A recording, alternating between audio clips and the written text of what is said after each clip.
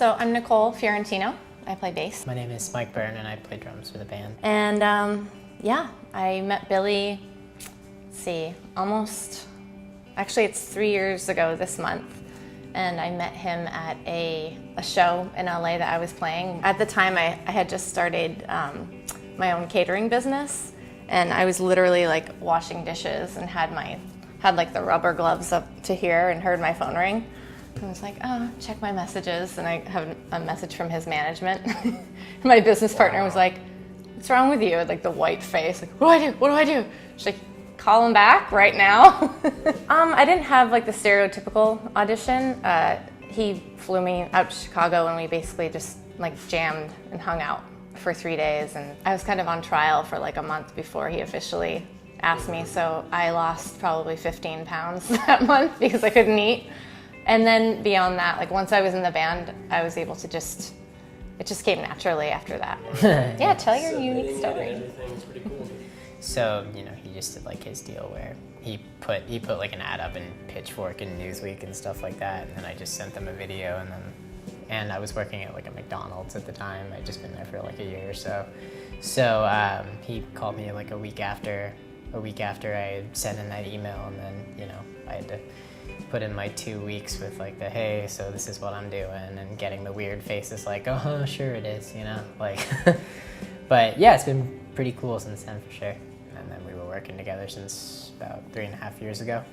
You know, like I was like a big Pumpkins fan when I was younger, but like when I got into high school, all my buddies and I got into just like really weirdo stuff. Like we just sat around listening to weird math rock crap like Farrakhan and Terra Melos and stuff like that.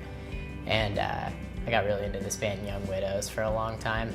Like since then, I mean, it was like sort of a weird transition from being like 14 years old and listening to just things because they were noisy, like listening to Daughters because they're just sliding all over their guitars and it's obnoxious. It's that self-titled is incredible.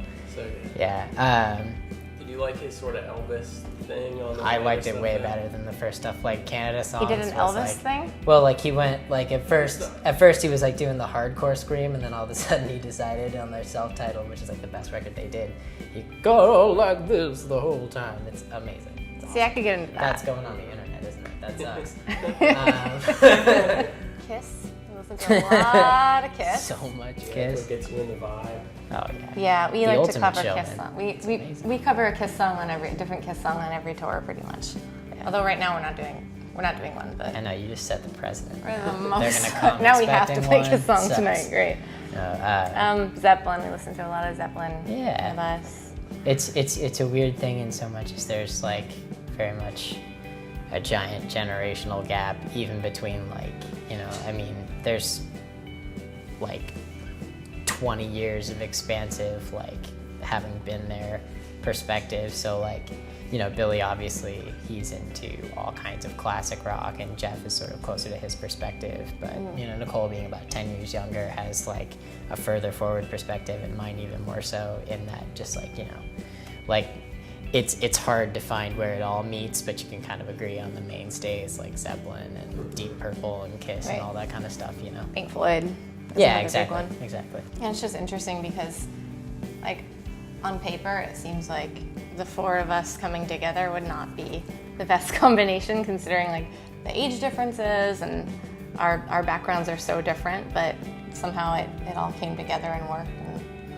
And yeah, I think it was a matter of just like trying not to step, for me, bass-wise, trying not to step on the toes of like the classic Pumpkin sound, but also being able to bring in like my melodic sensibilities, and just trying to find that balance where I could bring in like my own sound. There's nothing set in stone, really. I mean, the fact of the matter is, it's a case by case, and so much as like there are some concepts, like some ideas have to be fleshed out from the beginning to the end, and you have to know all of the information before you can really attack them. And then there's songs that, you know, like you come together by jamming through them and then piecing them together. It's the same with any other band, in so much as just like you never really know how you have to attack it until you know what you're dealing with.